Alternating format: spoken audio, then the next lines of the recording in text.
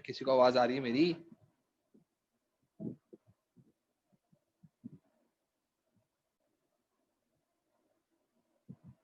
ये अरेश को खैर जी, अभी मिर्जा ने ना फुल क्लिक करने के लिए रेडी बैठी हुई थी। ये देखो इसका मैसेज भी आ गया मुझे जी। वालेकुम सलाम। वालेकुम सलाम। खैर जी, तो अब हम लोगों ने यार क्या करना था, हम क्या कर रहे थे? अरे हाँ, हमने तो किया था इन्वेस्टमेंट अप्रेजल। ओके की रिपोर्ट है। अच्छा जी, अब सिचुएशन इस तरह से जनाब कि आज की क्लास के अंदर we will be talking about investment appraisal की बाकी दो टेक्निक्स। और ये याद रखिएगा कि जो ये टॉपिक है, सही है, इस टॉपिक का आपको एक अदद असाइनमेंट मिलने वाला है। और वो असाइनमेंट जो है वो इंशाल्लाह ताला आपको कल, जी हाँ, कल तक इंशाल्लाह ताला वो आपके गूगल क्लासरूम के ऊपर वो सेंड हो चुका होगा, ठीक है। और वो अब आप लोगों ने मुझे गूगल क्लासरूम पर सबमिट करवाना है, ठीक है, जिसमें कब तक करवाना है, डेडलाइन लिखी होगी, मंडे तक करवाना है आप लोगों ने। और जिसमें आप लोगों ने जो है वो बहुत सारे कैलकुलेशंस के क्वेश्चंस करने हैं। और एक दो नहीं, पहले तो कैलकुलेशन वाले क्वेश्चंस करने, वो सिर्फ और सिर्फ असाइनमेंट जो अभी आने वाला है वो सिर्फ कैलकुलेशंस है, ठीक है। तो वो सारी आपने कैलकुलेशंस करनी, सारे साल के क्वेश्चंस मैं आपको सामने भेज दूंगा। अब उन सब के आप कैलकुलेशंस कर रखते हैं, उनका पार्ट बी नहीं करिएगा, क्योंकि पार्ट बी 12 मार्क का है और 12 मार्क के लिए उस क्वेश्चन कैसे अटेम्प्ट करना है वो सब चीजें मुझे आपको शो करनी है। तो अभी जो आपको असाइनमेंट आएगा वो ये है, जब मैं आपको मंडे वाली क्लास के अंदर आपको उसका पार्ट बी समझाऊंगा कि पार्ट बी किस किस तरह के आते हैं, तो सारे पार्ट बीज आपके सामने दिखाए जाएंगे और फिर विल डिस्कसिंग दोस कि कैसे आंसर किया जाएगा। तो फिर आप उसका आंसर लिखकर मुझे दे सकते हैं, फिर मैं उनमें से कोई एक क्वेश्चन आप लोगों को दे दूंगा कि यार इस तरह के क्वेश्चन के लिए आप ये वाला क्वेश्चन और इस तरह के क्वेश्चन के लिए आप ये वाला क्वेश्चन सॉल्व करके दे दें, जो कि आपने मुझे थर्सडे तक, फ्राइडे तक जमा करवाना होगा। तो दो असाइनमेंट्स अब नेक्स्ट वीक के अंदर, अपकमिंग वीक में आने वाले हैं। और ये चीज प्लीज ध्यान में रखिएगा कि पहला वाला असाइनमेंट जो अभी आने वाला है वो कैलकुलेशंस है सारा सॉल्व, यही जो हम कैलकुलेशंस कर रहे हैं चार, यही हमारे पास आएंगे। फाइन जी, चलो जी, अब हम आ जाते हैं, ये तुम भागो, इधर आओ, इधर आ जाओ। अच्छा जी, कहाँ गए भैया लोग?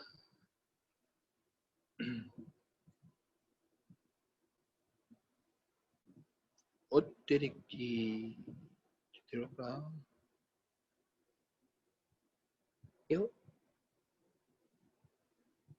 नहीं, you are the one.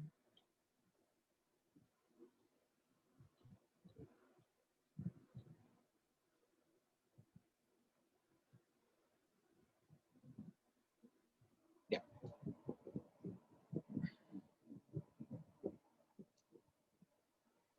Cling, cling. Okay. ये वो चीज थी जो हम पढ़ रहे थे, इफ यू रिमेम्बर, सही है। और ये हमने लास्ट क्लास के अंदर डिस्कस किया था, एवरेज रेट ऑफ रिटर्न। और कल की क्लास के अंदर हम लोग यहाँ तक पहुंच गए थे, सही है। ये एक हमारे पास एक डेटा था जो हम लोगों ने बनाना शुरू किया था कि डाइवर्सिफिकेशन का और net present value, sorry, new market development का, न्यू प्रोडक्ट डेवलपमेंट का और मार्केट पेनिट्रेशन का क्या क्या रिजल्ट आया है पेबैक के अंदर और एआरआर के। और हमने कल ये भी बात देखी थी कि एआरआर किसी प्रोजेक्ट का अच्छा आए, जैसे ये जो आपके सामने चीज नजर आ रही है उसमें एमपी जो लिखा हुआ है उसका एआरआर जो है वो 91.6% है, जबकि जो सबसे ज्यादा है और ऊपर ही लिखा हुआ है उसके कि हायर द बेटर है। इसी तरह से अगर हम पेबैक पीरियड की बात करें, पीबीपी की बात करें, तो लोअर द बेटर है जी। और सबसे ज्यादा लो किसका आया हुआ है, वो न्यू प्रोडक्ट डेवलपमेंट का आया हुआ है, ठीक है, 1 साल 9 महीने। तो किसी का पेबैक कम है, किसी का एआरआर ज्यादा है, तो इसका मतलब ये है कि किसको प्रेफर किया जाएगा, जिसका एआरआर ज्यादा है। क्योंकि एआरआर के अंदर एक, देखो, पेबैक पीरियड ना असल में दो मेजर मसलों के साथ, सही है। दो मसले क्या है, एक तो पूरा कैश फ्लो इंक्लूड नहीं किया, दूसरा इन्फ्लेशन इम्पैक्ट नहीं किया। ARR जो है वो दो में से एक मसले को रिजॉल्व कर रहा है, यानी कि अगर देखा जाए तो उसके अपने मसले अपनी जगह पर ARR के, लेकिन जो पेबैक के जो दो मसले हैं उनमें से एक मसला तो ARR ने रिजॉल्व कर दिया, अब सिर्फ एक मसला रह गया, दैट इज इन्फ्लेशन का इफेक्ट। सही है। सो इसका मतलब ये कि उसके रिलेटिवली कम मसले हैं, ठीक। तो इसी वजह से पेबैक के ऊपर ARR को हमेशा इंपॉर्टेंस दी जाती है। अच्छा जी, अब हम लोग बात कर रहे हैं तीसरी चीज, डिस्काउंटेड पेबैक पीरियड यानी DBPP। ये हम इसके ऊपर आए, ठीक है। और इसके लिए हम लोगों को अब थोड़ी सी चीजें देखनी पड़ेंगी। अच्छा जी, पहली बात तो ये कि मुझे ये टेबल दोबारा कॉपी करना पड़ेगा।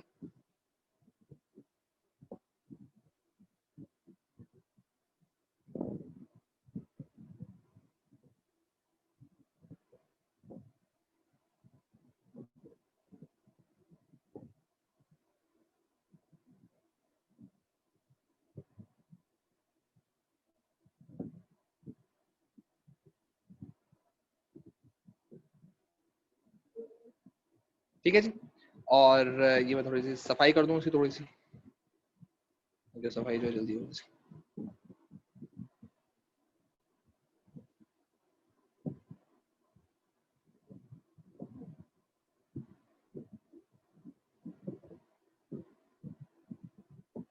मुंह मेरा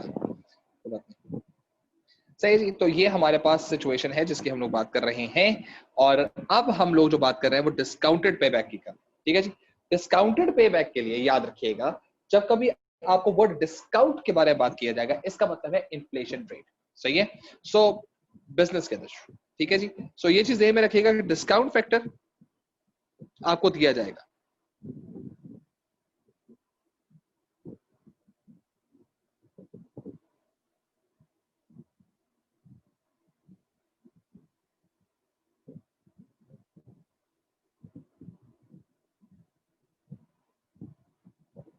ठीक है जी, हमेशा दिया जाएगा। अच्छा, और ये याद रखना कि इसको देने का बड़ा एक मजेदार सा तरीका होता है। CI वाले जो है ना, बड़े मजेदार तरीके से आपको वो देते हैं, बकायदा वो आपको हर साल का डिस्काउंट फैक्टर देंगे कि इतने, ये 1 रुपया इतने की वर्थ हो गई, यानी 1 रुपए की वर्थ इतनी होगी। ये याद रखिए, जो मैं अभी नंबर्स देखूंगा ना, ये नंबर्स बकायदा पेपर में दिए हुए होते हैं। अभी आप केस स्टडीज देखोगे, जब मैं आपको ईयर दूंगा तो आप सारी केस स्टडीज देखोगे इसी तरह के नंबर लिखे हुए। ठीक है। वो क्या होगा, वो बेसिकली आपको एक डब्बा दे दिया जाएगा,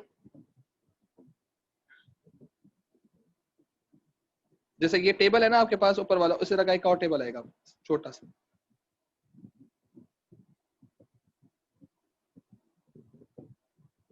सही है।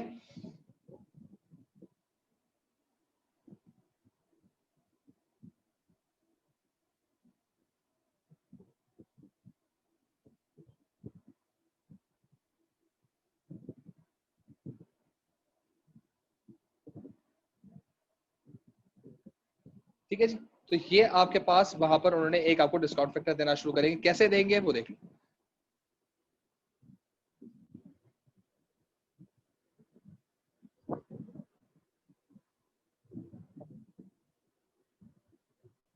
ये 10% भी हो सकता है, ये 12% भी हो सकता है, ये 15%, ये कंपनी की, ये CI के ऊपर है वो क्या कितना परसेंट देता है। यानी कि वो यही कह रहे हैं कि 10% का एवरेज एवरेज सही है इन्फ्लेशन रेट है इन नेक्स्ट 4 सालों में। सही है। This is year 1, this is year 2, this is year 3, this is year 4।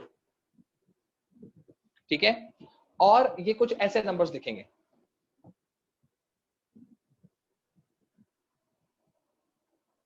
0.92, meaning आज का 1 रुपया 1 साल के बाद उसकी वर्थ कितनी रह जाएगी, 0.92 पैसे।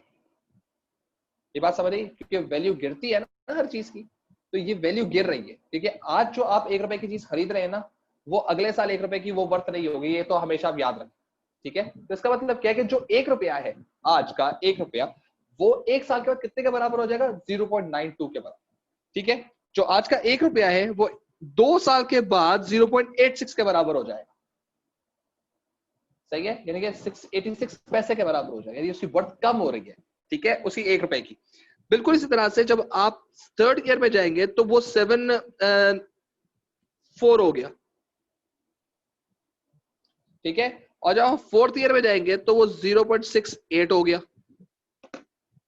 यानी अगर आप उसी 1 रुपए को आप अपने पास बगैर कहीं इन्वेस्ट किए आप उसको अपने पास जेब में रख देते हैं, तो आज आप 1 रुपए से जो चीज खरीद सकते हैं, 4 साल के बाद वो 1 रुपया कितने के बराबर हो चुका होगा? सिर्फ 68 पैसा के। आओ इस एक को मल्टीप्लाई करते हैं 1 लाख के साथ। सही है, आपके पास अभी 1 लाख रुपया है, 4 साल तक वो 1 लाख रुपया आप कहीं इन्वेस्ट नहीं करते। सही है, 1 लाख आपके पास अभी रुपया है, आप कहीं इन्वेस्ट नहीं करते, इसको अपने दराज में या अपनी किसी अलमारी में रखते हैं, 4 साल गुजर जाते हैं उसको, अब वो कितने के बराबर है? मीनिंग आज आप 1 लाख से कुछ चीजें खरीद सकते हैं, लेकिन 4 साल के बाद उसकी टोटल वर्थ कितनी होगी? सिर्फ 68,000 रुपीज की। यानी कि आज जो चीज आप 68,000 से खरीद सकते हैं, वो 4 साल के बाद आप कितने से खरीद रहे होंगे? 1 लाख से खरीद रहे। ठीक है, सो ये याद रखो कि ये ओरिजिनली 1 रुपए की कन्वर्जन है, over a period of time conversion है। अब ये कन्वर्जन डिफरेंट उसमें परसेंटेजेस पे होती है, और हम यहां पर ले रहे हैं एवरेज। तो ये याद रखो कि ये जो डिस्काउंट फैक्टर है ना, दैट इज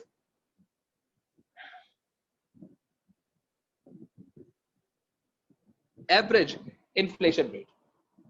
सही है, कि एवरेज इन्फ्लेशन रेट। अब हमारे पास सिचुएशन क्या है कि जनाब we have to first use these discount factors to convert the future cash flows of payback period of any project and then use those discounted cash flows. सही है, क्या करना है? फ्यूचर कैश फ्लो किसमें करना है? कन्वर्ट करना है डिस्काउंटेड कैश फ्लोज के अंदर, और फिर हमें उस डिस्काउंटेड कैश फ्लोज को यूज करना है to calculate payback, discounted payback period. तो डिस्काउंटेड पेबैक का जो मैंने जो इतने मोटे अल्फाज बोले ना, उसका मतलब क्या मैं बताना शुरू। ठीक है, सो ये याद रखो कि डिस्काउंटेड पेबैक के अंदर क्या चीज करनी होगी। अब हमारे पास ये दो टेबल्स आ गए हैं, अब इन दो टेबल्स को इस्तेमाल करना। सही है, इस टेबल को इस्तेमाल करूंगा मैं और एक इस टेबल को इस्तेमाल करूंगा। ठीक है जी, आ जाते हैं हम लोग डिस्काउंटेड पेबैक की तरफ।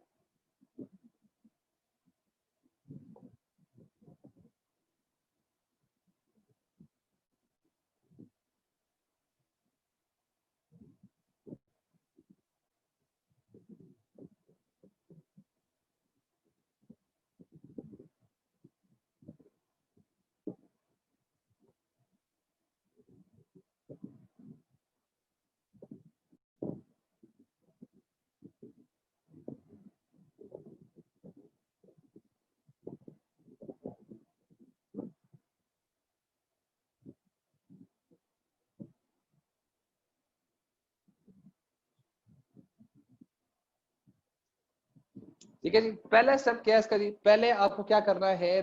फ्यूचर कैश फ्लोस को, यानी फ्यूचर कैश फ्लोस का मतलब क्या है कि आप ओरिजिनली इन कैश फ्लोस को, सही, इन कैश फ्लोस को, जो कि फ्यूचर कैश फ्लोस ऊपर लिखा हुआ भी है, फ्यूचर कैश फ्लोस, अगर देखो ये लिखा है फ्यूचर कैश फ्लो। ठीक है, आप originally in future cash flows को किस में कन्वर्ट करेंगे? Discounted cash flow. कैसे करेंगे आइए देखते हैं।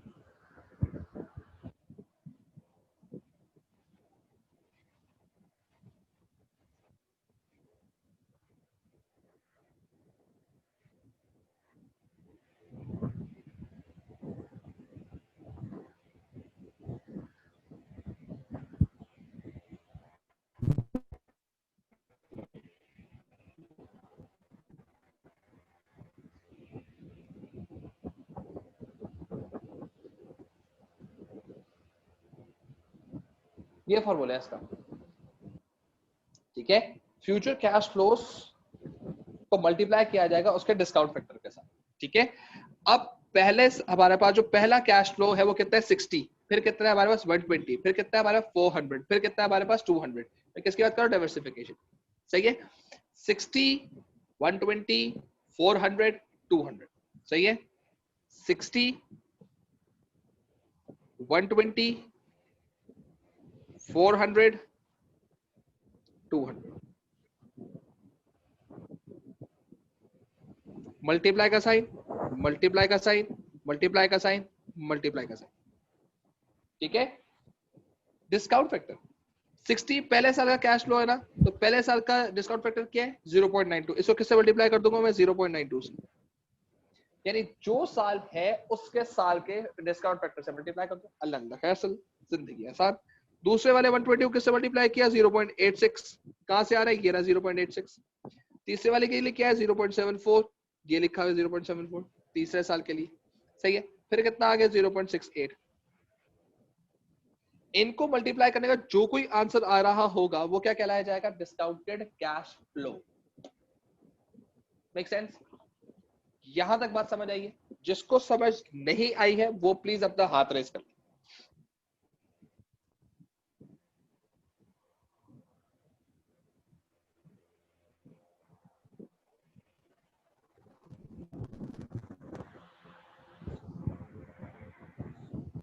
ये बात अपने को प्लीज म्यूट कर लो बच्चे।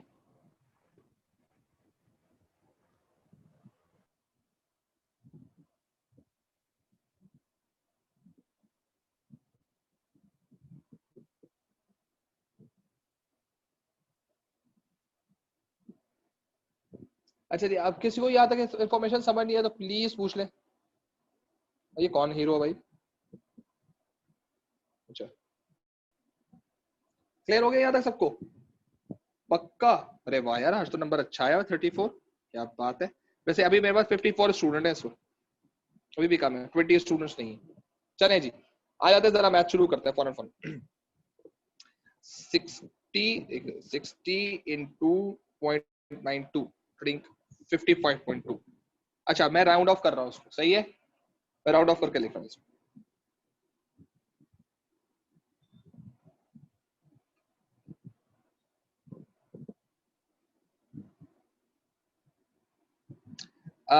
120 इंटू 0.86 किया तो 103.2 आंसर आ रहा है, लेकिन मैं 103 लिख रहा हूँ, मैं राउंड ऑफ कर रहा हूँ ताकि मेरी जिंदगी आसान रहे। 400 इंटू 0.74, 0.74 किया है तो इसका आंसर आ गया 296, और 0.68 इंटू 200 तो ये 136। ठीक है जी, सो ये वो नंबर्स हैं जो हमारे पास आए हैं in terms of discounted cash flows. Meaning हमें लग रहा था कि हमारे पास एक साल में कितने पैसे आने वाले हैं 60, उसकी वर्थ कितनी है लेकिन 55। 2 साल बाद कितने पैसे आने वाले थे 120, उसकी उस ओरिजिनल वर्थ आज कितनी है सिर्फ 103 रुपए की। और सर उस वक्त मैं 120 रुपए से वो चीज खरीदूंगा जो मैं आज 103 रुपए से खरीदा हूँ। फिर हमने तो फिर तो भाई हमने तो लड्डू फेंकने शुरू कर दिए, क्या बात है जी, ईयर 3 में तो हम लोगों ने 400 रुपए कमाने, लेकिन उसकी रियल वर्थ कितनी है सिर्फ 296। सही है, फिर 200 रुपए है तो उसको 136 के बराबर। ठीक है जी, so this is our first step. ये मैंने वो जो मोटा सा अल्फाज बोले थे ना कि हम फ्यूचर कैश फ्लोज को डिस्काउंटेड कैश फ्लोज में कन्वर्ट करेंगे, वो ऐसे। ठीक है जी, आप इसका दूसरा स्टेप क्या है जरा?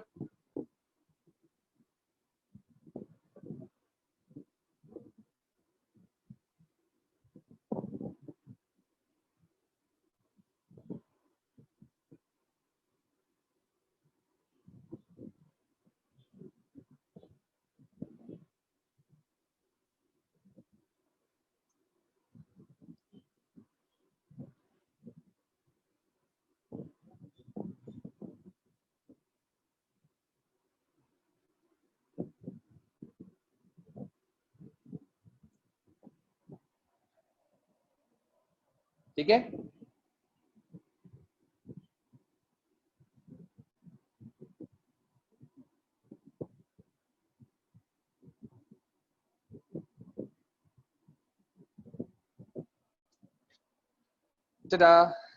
तो अब ये चीज ध्यान में रखिएगा कि जब आपके पास ये चीज आ रही होती है ना, तो उसमें बड़ी जरूरी एलिमेंट आता है कि आपको अब इस पर्टिकुलर को कंप्लीट करने के लिए, इस पर्टिकुलर को आगे लेके जाने के लिए लाजमी है कि आप जितना भी काम कर रहे हो उसके अंदर आपका पे बैक पीरियड जो है वो बिल्कुल क्लियर होना चाहिए। क्योंकि आपने ओरिजिनली करना ये है कि as soon as you're done with the conversion of cash inflows, future cash inflows into outflows, sorry into discount factors, discounted cash flows, तो अब आपको पे बैक में अब डिस्काउंटेड कैश फ्लोज इस्तेमाल करने होंगे।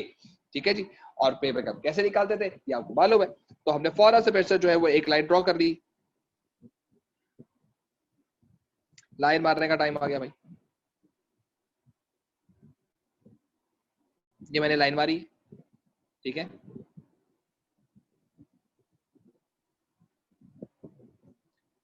भाई इसकी कितनी इन्वेस्टमेंट, 300,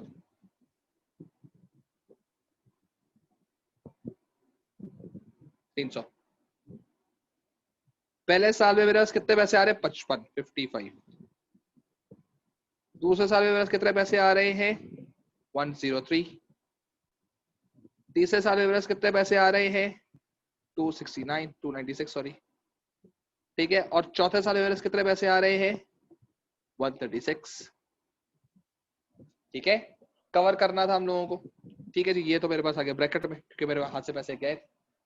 अब ओरिजिनली जब मैं ये काम कर रहा हूँगा तो ये याद रखिएगा कि अब मुझे चीजें देखिए किस तरह से चीजें डेवलप हो रही है। तो 300 रुपए मैंने लगाए और पहले साल में बड़ी मेहनत की, लग ऐसा रहा था मैं बड़ा पैसे कमा रहा हूँ, 60 रुपए कमा रहा हूँ, लेकिन उसकी वर्थ जो थी वो सिर्फ 55 की थी।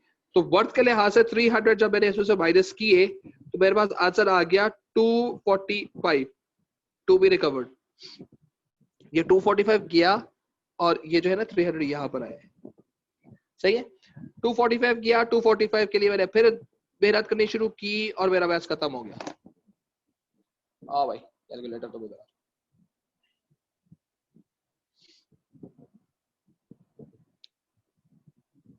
-142, ठीक है जी। 142 के साथ फिर मैं ऊपर गया, सही है। 142 वही मैंने पूरी मेहनत की, सारा साल मेहनत की और कितने कमाए, 296। तो मैंने कहा ओके जी, इसमें से मैं प्लस कर देता हूँ 296। तो अब जी मेरे पास आंसर आ गया है,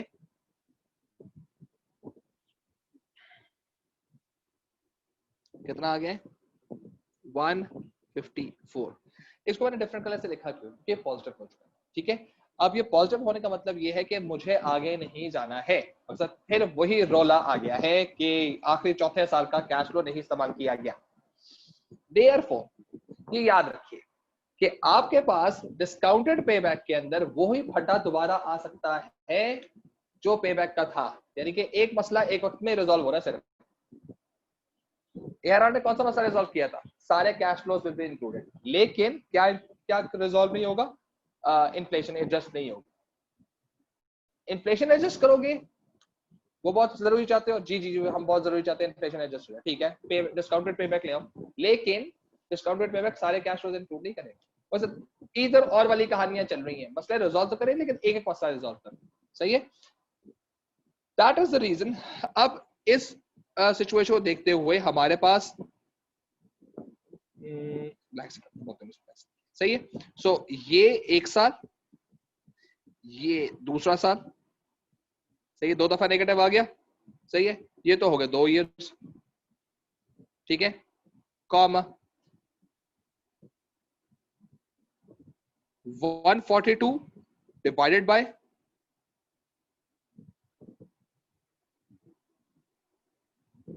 296 इंटू 12। ये हम क्या निकाल रहे हैं, मंथ्स, ठीक है। तो क्या हुआ ये देखते हैं, 142 divided by 296 into 12।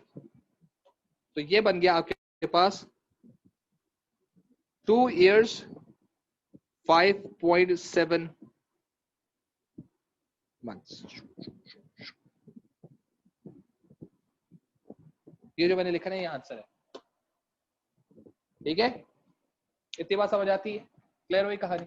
So what is required is this कि आप लोगों को डिस्काउंटेड कैश फ्लोज निकालना है और फिर पे बैक का तरीका इस्तेमाल करना है। तो उससे क्या निकलेगा, डिस्काउंटेड पे बैक। तो ये मैं बड़ी खुशी खुशी यहां जाकर 2 साल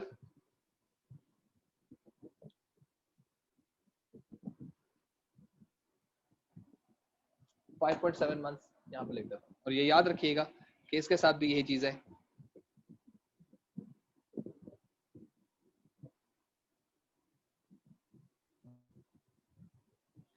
फाइन, यहाँ तक चीज समझ आती है, क्लियर है? Any issues? किसी को कोई इशू है तो प्लीज पूछ ले, raise your hand if somebody is anyone facing any problem regarding this particular topic.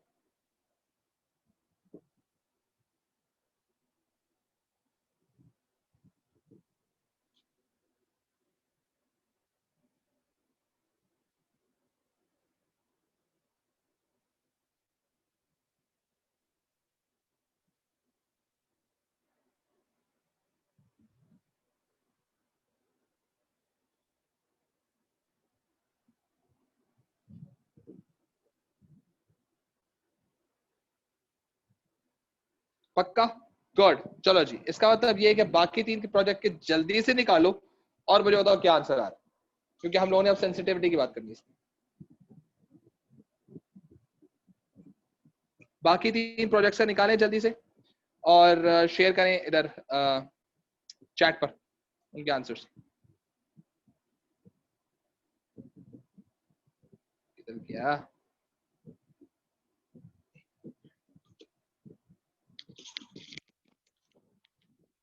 जल्दी,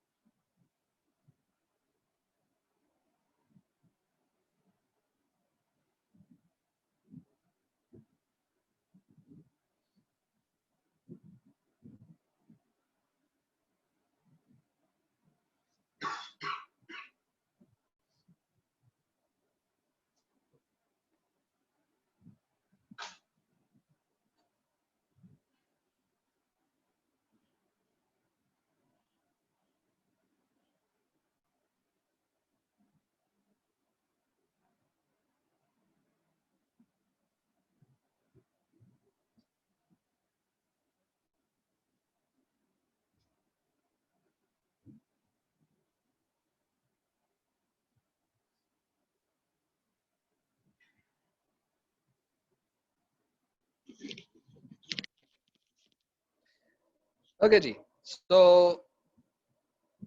आंसर्स आने शुरू हो जाने चाहिए।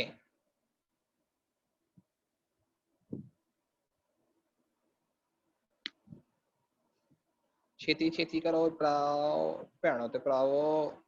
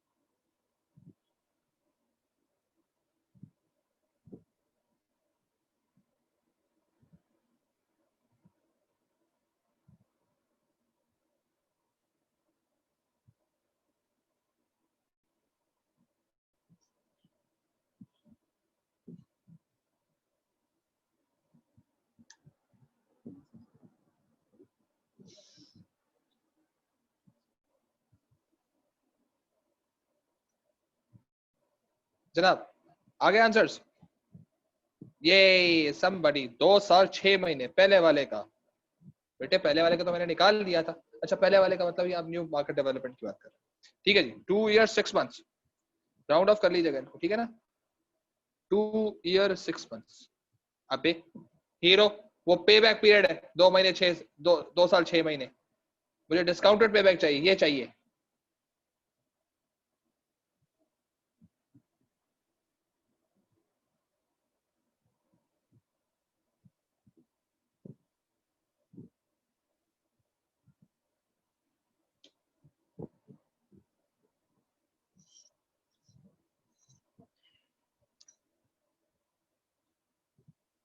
सही, डिस्काउंटेड पे बैक के साथ करना है, पे बैक के साथ नहीं करना।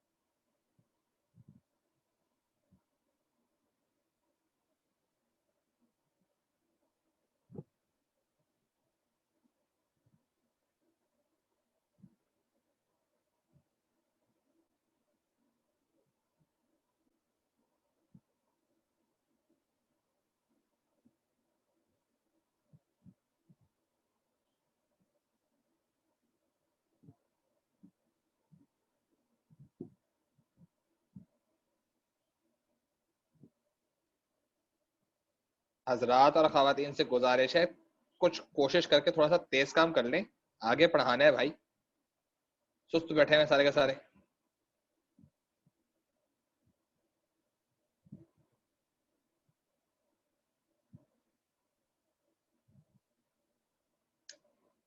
2 ईयर्स 9.3 मंथ्स किसका आया भाई तैयब? पहले वाले की क्या बात कर रहे हो? सॉरी दूसरे वाले की बात कर रहे हो, न्यू एनएमडी। साथ साथ लिखते जाए ना, NMD 2 years 9.3। to year 9.3 month.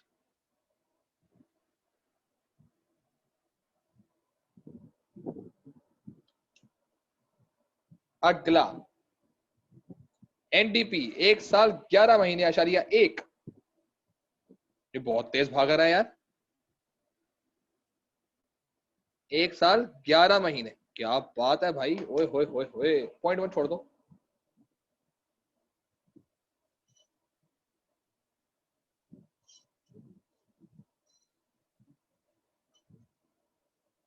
Market penetration 2 साल 3.3 इयर्स, 2 साल 3.3 इयर्स।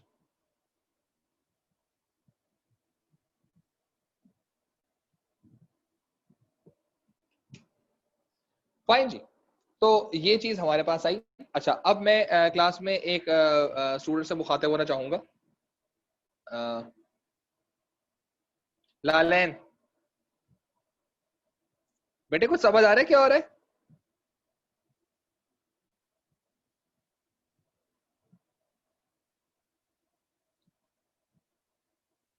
लालेन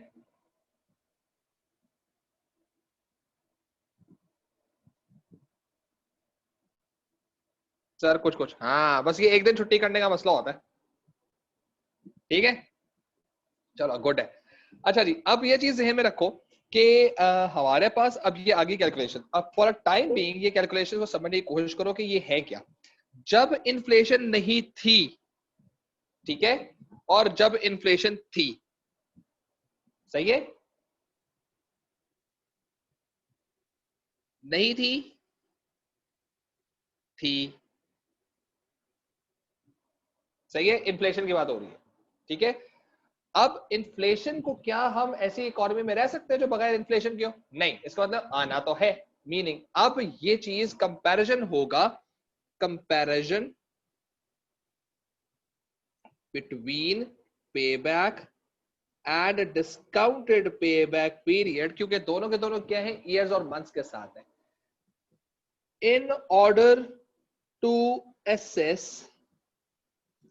द टिंग टिंग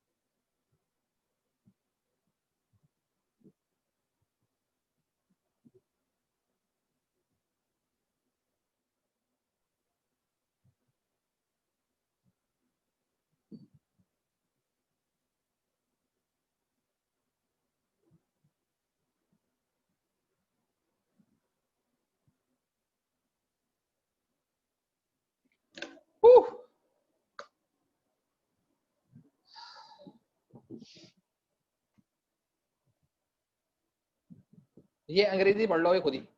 सांस फूल गया, लिखते हुए सांस फूल गया, तो पढ़ते हुए तो पता नहीं क्या होगा मेरा।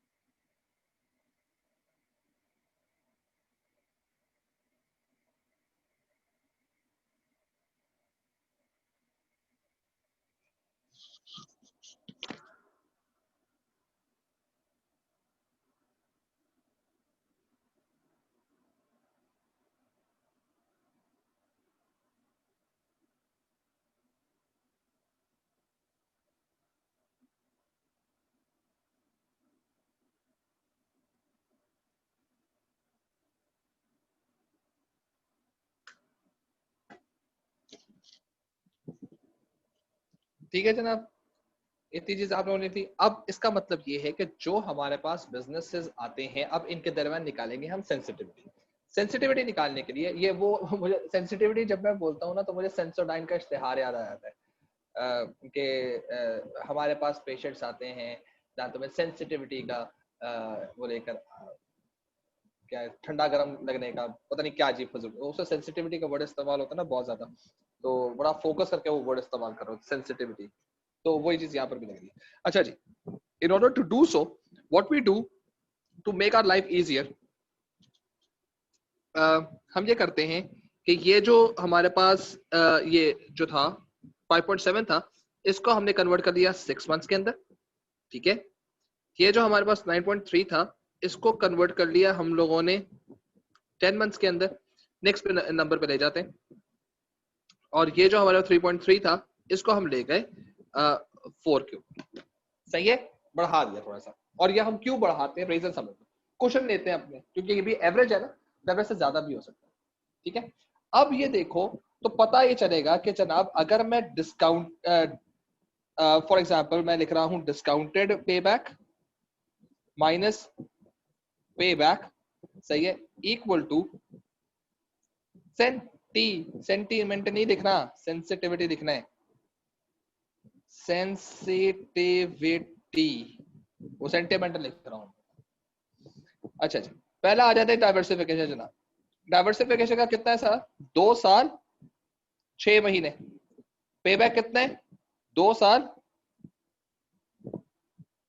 4 महीने, मैंने इसको भी राउंड ऑफ किया, ठीक है, इसको भी मैंने राउंड ऑफ किया, जो मैं यहां से लिखूंगा ना तो ये राउंड ऑफ वाला लिखा, ठीक है। तो अगर देखा जाए तो कितने महीने का गैप आ रहा है इनके अंदर, 2 महीने का गैप आ रहा है इनके, यानी सेंसिटिविटी होगी, यानी ये सिर्फ 2 महीने, अगर इन्फ्लेशन 10% पे हिट करती है तो ये अपने आप को प्रोलॉन्ग कर देगा, ये अपने आप को थोड़ा सा डिले करेगा। याद करो, जब कभी इन्फ्लेशन आएगी वैल्यू मनी गिरेगी, वैल्यू मनी गिरने का मतलब ये कि चीज की जो रिकवरी है वो स्लो हो जाएगी। कितने अरसे से स्लो हो जाएगी, 2 महीने से स्लो हो जाएगी, 2 महीने स्लो हो जाएगी, ठीक है। फिर हम बात करते हैं न्यू मार्केट डेवलपमेंट की, न्यू मार्केट डेवलपमेंट, पी को लिख दिया मैंने, ठीक है। ये आ गया 2 साल 10 महीने माइनस 2 साल 6 महीने, ठीक है। सो ये इनमें निकाला तो पता चलिए 4 महीने का गैप आ गया, 4 महीने स्लो हो जाएगा, इन्फ्लेशन लगेगी, सेम इन्फ्लेशन है, एक प्रोजेक्ट को कह रहा है वो 2 महीने डिले करेगा, दूसरे प्रोजेक्ट को कह रहा है वो 4 महीने करेगा, ठीक है। तो that's basically kind of a thing जो कंपनी को समझ आती है कि कौन सी प्रोसेस कैसे चल रहा है। अगर मैं बात करता हूँ न्यू प्रोडक्ट डेवलपमेंट के लिहाज से, ठीक है, तो वो है 1 साल 11 महीने और फिर वो हो जाएगा 1 साल 9 महीने, तो इससे कितना किया, 2 महीने का, ये भी स्लो हो गया, ठीक है। और फिर हमारे पास आ गया मार्केट पेनिट्रेशन। मार्केट पेनिट्रेशन कितना था जी, 2 साल 4 महीने और 2 साल 2 महीने,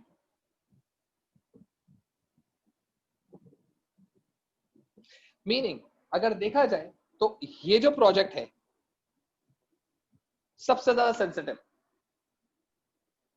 सही है, सबसे ज्यादा सेंसिटिव का मतलब ये है कि अगर अफेक्ट आया, इन्फ्लेशन का अफेक्ट आया, तो सबसे ज्यादा जो हिलेगा ना प्रोजेक्ट हिलेगा, वो हिलने वाला प्रोजेक्ट कौन सा है हमारे पास, न्यू मार्केट डेवलपमेंट, ठीक है। तो अब ये चीज ध्यान में रखो कि when we are talking about this particular aspect कि यार ये चीजें किस तरह से चीजें चल रही होती हैं, तो जो जितना फ्लक्चुएट करेगा, क्योंकि वी कैन नॉट, हमने बचपन में मैक्रो इकोनॉमिक इंडिकेटर के अंदर ये चीज पढ़ी भी है कि हम तो इन्फ्लेशन को कंट्रोल कर ही नहीं सकते, ये तो वैसे ही हमारा एक्सटर्नल फैक्टर है, ठीक है, और ये अनकंट्रोलेबल फैक्टर है, देयरफॉर इससे तो होना है, ये तो होगा। अब अगर ये तो होगा वाली कहानी है, इसका मतलब ये 10% भी हो सकता है, ये 12% भी हो सकता है, ये 20% भी हो सकता है, we can not control it, we can not stop it. So अगर मैं एक ऐसे प्रोजेक्ट पे हूं जो ज्यादा फ्लक्चुएट कर रहा है, तो ये uncertain factor inflation is going to affect new market development, क्योंकि 4 महीने लिखा हो, ठीक है, more than any other project जो कि डाइवर्सिफिकेशन का है, न्यू प्रोडक्ट डेवलपमेंट का है या मार्केट पेनिट्रेशन का। सही है। अभी हमने ये डिसाइड नहीं किया कि कौन सा अच्छा है कौन सा बुरा है, हम सिर्फ ये देख रहे हैं कि कौन सा मोर सेंसिटिव है कौन सा लेस सेंसिटिव है। तो मोर सेंसिटिव का मतलब ये है कि अगर वो सेंसिटिव है तो ज्यादा अनसर्टन है तो ज्यादा वनरेबल है तो प्लानिंग में और आपके फोरकास्टिंग में, बजटिंग में, लॉन्ग रन के अंदर it's going to be a problem. बस थोड़ा सा भी मौसम चेंज होता है, किसी की तबीयत खराब हो, वीक इम्यून सिस्टम वीक है उसका, ठीक है ना। तो अब उसकी लॉन्ग टर्म में सोचना कि उसकी तबीयत कितनी दफा खराब हो गई, it's going to be quite troublesome. तो कंपनी को कभी भी ऐसे प्रोजेक्ट की तरफ नहीं जाती जो कि ज्यादा सेंसिटिव होता है। कंपनी आमतौर पे और उस वक्त जाती है अगर खुदा ना खास्ता आपने आखिरी कैलकुलेशन अभी तक की नहीं, खुदा ना खास्ता, गॉड फॉरबिड, इस न्यू मार्केट डेवलपमेंट की सबसे ज्यादा एनपीवी आ गई, सबसे ज्यादा एनपीवी आ गई, तो हम आंखें बंद करके उसको सेलेक्ट करें। अब रहो इसकी सेंसिटिविटी के साथ। अब प्लानिंग चलेगी किसके ऊपर? भाई देखो सबसे ज्यादा पैसे कमा के दे रहे हैं, अब सेंसिटिविटी के ऊपर बात करनी है, भाई कैसे कंट्रोल करेंगे। अब आओ उसके लिए प्लानिंग करें, ठीक है। यहां तक बात समझ आती है। सो अब हम लोग जा रहे हैं टूवर्ड्स नेट प्रेजेंट वैल्यू, कि नेट प्रेजेंट वैल्यू कैसे निकाली जाती है। सही है, ये छोटी सी चीज ये है, जल्दी हो जाएगी।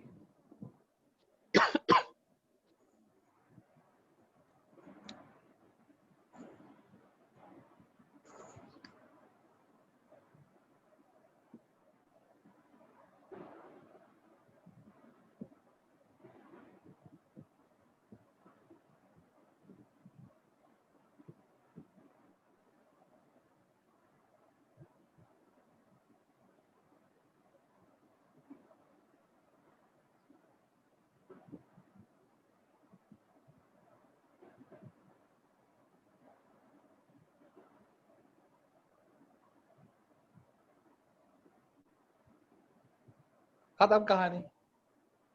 यानी अगर अब हम लोगों को नेट प्रेजेंट वैल्यू निकालनी है तो नेट प्रेजेंट वैल्यू कैसे निकलेगी? एनपीवी ऑफ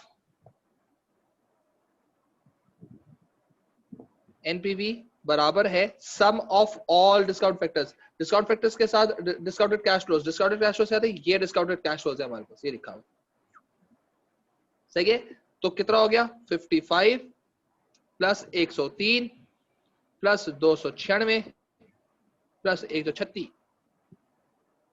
सही है। माइनस इन्वेस्टमेंट कितनी थी इसकी? ये री इन्वेस्टमेंट, ठीक है, माइनस 300। ठीक है। सो क्या आंसर आया? अब हम करते, रुक जाओ इसे। 55 प्लस 103 प्लस 296 136 माइनस 300 290 290। इसकी एनपीवी आई है $290, यानी आपने $290 टोटल प्रॉफिट किया है। रियल टर्म्स के अंदर 290 का प्रॉफिट किया है। इसका मतलब ये कि आपके पास जो एनपीवी आई है यहां पर, सही है, दिस एनपीवी इज $290। याद रखो अगर ये एनपीवी ऊपर लिखा हुआ भी है,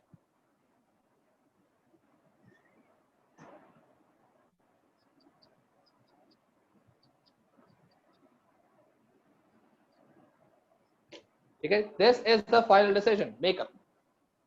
सही है। अगर किसी की एनपीवी ज्यादा आ गई तो याद रखना वो सेलेक्ट हो जाएगा। अभी तक सबसे अच्छा कौन सा लगा? अभी तक सबसे अच्छा लग रहा है हमें एनपीडी, क्योंकि ये यहां पर भी सबसे लोएस्ट है, यहां पर भी सबसे लोएस्ट है। सही है, ये सिर्फ यहां पर लोएस्ट था। तो अगर किसी की 290 से ज्यादा सबकी कम आ गई तो रिजेक्ट हो जाएंगे, और हम डाइवर्सिफिकेशन सेलेक्ट कर लेंगे और फिर देखेंगे कि इसका पे बैक या इसका एआरआर, डिस्काउंटेड पे बैक कैसे बेहतर किया जा सकता है। ठीक है, या तो कहानी समझ आती है? Make sense? सो अब आप लोगों ने बाकी 3 की एनपीवीज निकालनी है और मुझे अगली क्लास से आप बता दीजिएगा तो उसको फिर हम डिस्कस कर लेंगे। लेकिन आपके पास जो पेपर में, आपके पास जो अभी असाइनमेंट के अंदर जो वो दिया जाएगा, क्या नाम है इसका, क्वेश्चंस दिए जाएंगे, उसमें ये चारों ही निकालने को आई हुई होंगी। इनमें से कोई दो भी हो सकती है, ठीक है, और तीन भी हो सकती हैं, चारों तो कभी भी नहीं आई। केस स्टडी पढ़ेंगे, आंसर निकालेंगे, केस स्टडी पढ़ेंगे, आंसर निकालेंगे, सही है। सारी वर्किंग शो करेंगे, पूरी वर्किंग शो करनी है, सही है, और तस्वीर खींचेंगे और उसकी जो है वो क्या कहते हैं, अल्लाह भला करे, पीडीएफ बनाएंगे और गूगल क्लासरूम पे मंडे की क्लास से पहले पहले, मंडे की क्लास से यानी कि 10 बजे से पहले,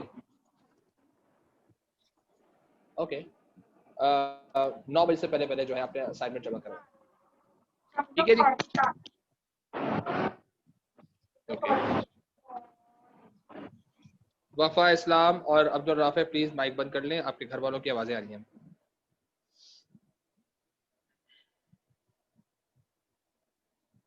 सर लैक हो रहा है, क्या लैक हो रहा है?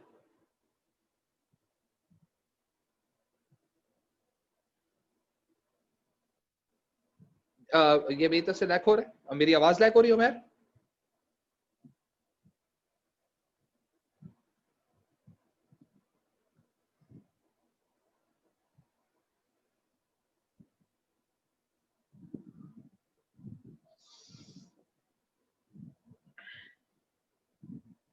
फाइन, ओके, अच्छा पहले हो रही थी, ओके जी। जो पॉइंट है वो ये है कि आप लोगों को ओरिजिनली ये क्वेश्चंस आपको दे दिए जाएंगे, ठीक है, और आप उन क्वेश्चंस को करके मंडे से क्लास से पहले पहले तक आप लोगों ने सबमिट करवाना है। कैलकुलेशंस पूरी मुझे जो है वो थॉरली देखनी है कि आप लोगों ने किस तरह से की है, सही है। तो you must be putting up the formula and doing all the necessary steps that I have shown you.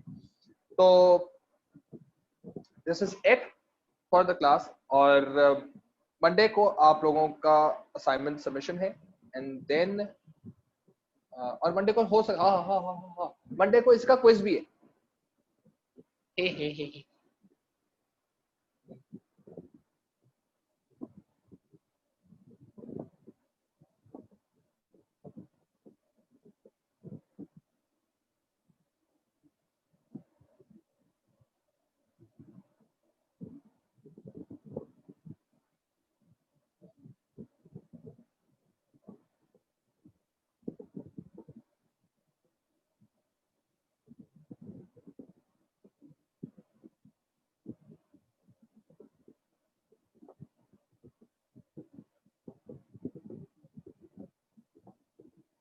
ठीक है, आप फन एंजॉय करें,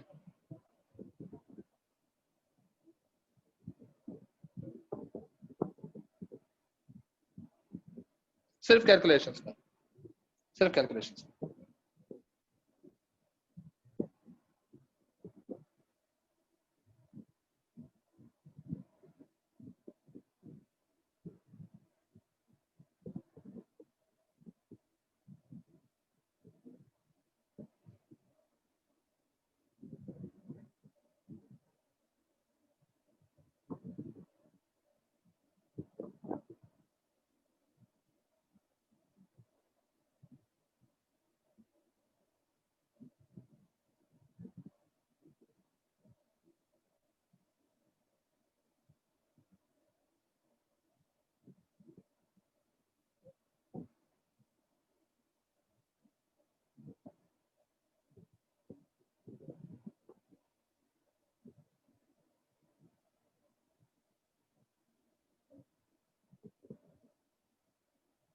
ठीक है, डन, ओके, जाए एंजॉय करें, भाग भी गया दिस